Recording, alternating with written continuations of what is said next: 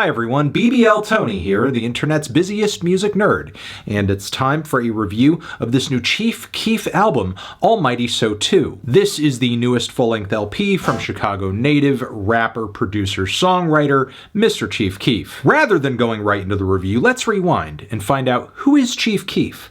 What is his deal? How did he become so almighty? Are there things he doesn't like? While he may not be churning out many hits today, believe it or not, Chief Keef legitimately changed the face of hip-hop as we know it over the past 10 years. Now, of course, he did not do this alone. I could digress and dive into the network of artists Keef came up with in the city of Chicago, also go into his Glory Boys entertainment label. We could also talk about how pivotal producer Young Chop was in him honing his sound, or how Kanye West's Good Music remix of Keef's single I Don't Like pretty much blew him up out of the mixtape circuit, or the way music writers and the industry at large blew him up into the next big rap phenomenon not too soon after. But to simplify it, what I will say is that Chief Keef is pretty much the artist when it comes to the blunt, violent, trap subgenre known as Chicago drill, a style whose time in the limelight has most definitely crested, but its influence can still be felt today through either the direct inspiration that it had on a new generation of very raw, in-your-face rappers and producers that blew up on the SoundCloud platform in the mid-2010s, or with the gradual domino effect we've seen with all of these various regional drill styles across America and the world. It eventually made its way over to the UK and then circled right back over to Brooklyn with a totally different production style. So it's worth asking, do we even get Ice Spice's Munch without I Don't Like?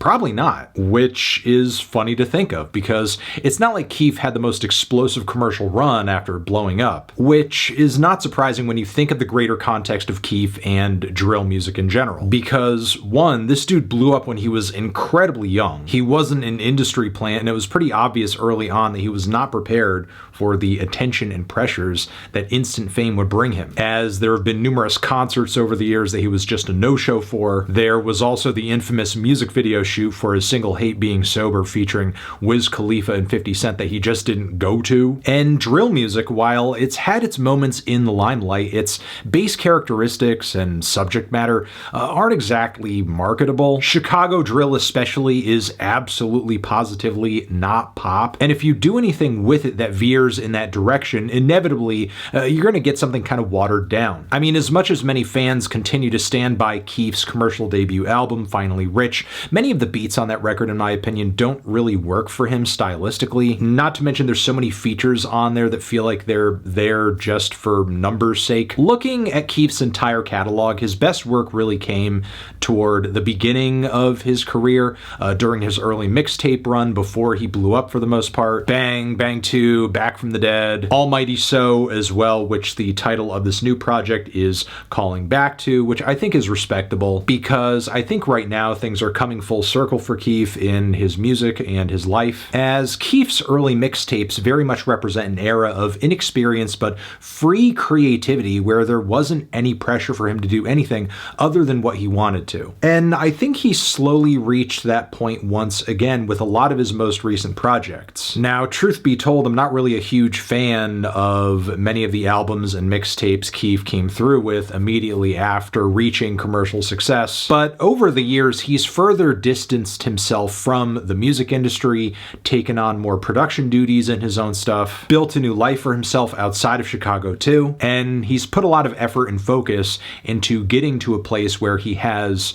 total control over the making of his music from start to finish, which has allowed him to operate from a place where he clearly doesn't care about standards, practices, expectations, be that on the bumping, bright, and very synthy collab album Glowtoven, or his attempt at chasing after more sexual, flirty, and pop-centric vibes on Thoughtbreaker. And let's also not forget the very raw and wild Faux Nem, which I think is his best project so far when it comes to his recent stuff. And that doesn't even cover everything he has been up to lately, but Almighty So Too is the most talked about record Keef Keef has put out in a while, as he has been teasing toward the release of this thing for a minute, and again, like I said, it does call back title-wise to that early mixtape era, but this thing really feels like a sequel in name and in name only, which isn't necessarily a bad thing, as I think Keef has come too far artistically to regress at this point and just do an older version of himself on record, especially since trying to relive past glories on the recent Back from the Dead 3 mixtape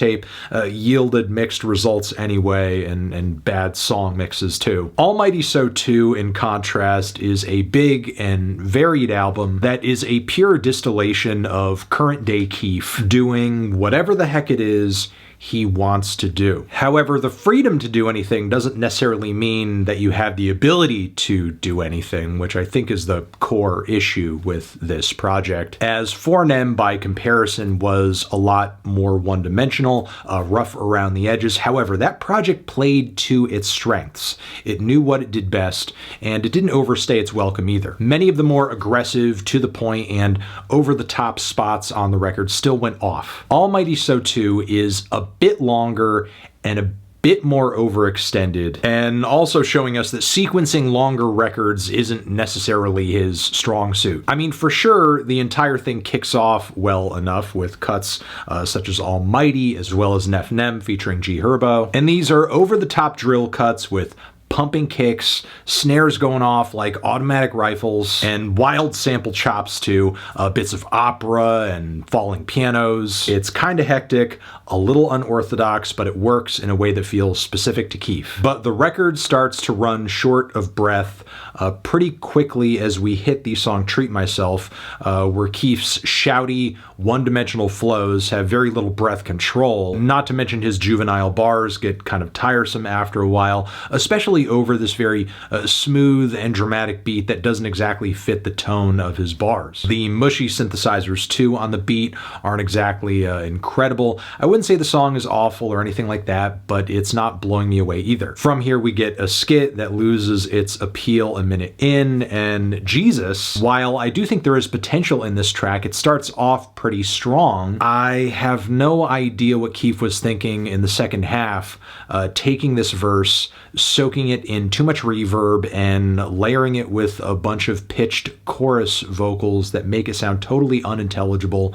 It's kind of slop, which is a shame because I think the energy's there, the intention is there, the production is there, but Keef sometimes will fall flat on his face when it comes to nailing the finer details of how these songs are mixed and assembled. The song Too Trim, I think, is pretty average by his standards, but things do pick up on the song Runner though, where I love how his producer brain causes him to aggressively clash these soul chops and totally insane, super busy trap instrumentals where the math doesn't necessarily math, but it still sounds exciting anyway. There's a lyrical focus on the track as well, where Keef is very much reminiscing on his younger years, going wild in the streets. And from here we are on a winning streak with the song Banded Up featuring Tierra Whack, which is a little repetitive, but it is an earworm all the same, and Tierra's verse on the song is the best feature by several miles, hands down. Meanwhile, Grape Trees featuring Sexy Red is another highlight on the record, and whether haters want to acknowledge it or not, I think she's one of the few super modern artists out there that is really a torch bearer for Keef's energy and vibe, because, I mean, listen to these two on this track. They are both similarly chaotic. They have don't give a fuck energy. They write similarly preposterous, offensive, ridiculous bars. Keef saying stuff like, I ain't never getting married, what is a groom? Or Sexy saying that she would never go out with a guy if he has like ugly shoes. The vocal mixes on the track are also wildly different for some reason, but at least the song is explosive, weird, and fun. I could actually listen to a whole tape or EP of these two working together. The song 123 is really the last incredible banger that the album has to offer, and then from here we go into a kind of mixed final leg, where we don't get any terrible tracks, but quite a few I feel like I could take or leave, like Prince Charming. Also Tony Montana flow, where Keef is doing a bit of a Scarface silly guy flow impression, whatever the heck he thinks he's doing.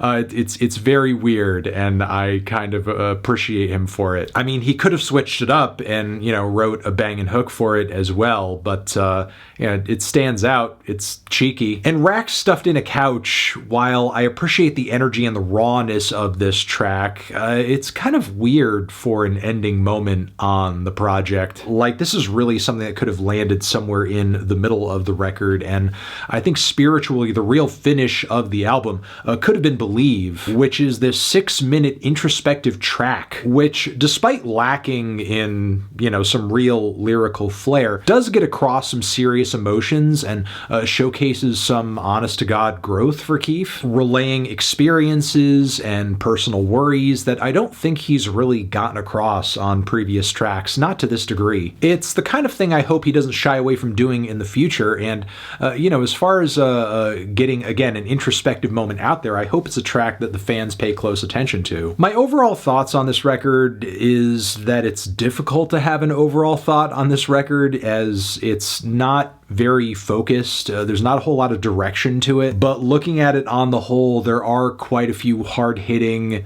very odd, very weird highlights that I appreciate a lot. However, though, there is a chunk of the record where I think Keef's lack of versatility, his lyrical tact, especially during this one bar where he's like kind of in a very cavalier way talking about getting essayed. Obviously, being unpolished is one of this project's biggest selling points, but simultaneously, Keef's lack of maturity on numerous fronts does come around to bite him. However, slowly over time, and you can hear it in his art, he is kind of moving past this period of arrested development, and I hope that continues to be the case, even if it results in albums that are a little bloated like this one. I'm feeling a light 7 on this thing. Transition. Have you given this album a listen? Did you love it? Did you hate it? What would you rate it? You're the best, you're the best. What should I review next? Hit the like if you like. Please subscribe, and please don't cry. Hit the bell as well. Over here next to my head is a video that you could check out. Hit that up or the link to subscribe to the channel. Anthony Fantano, Chief Keef, forever.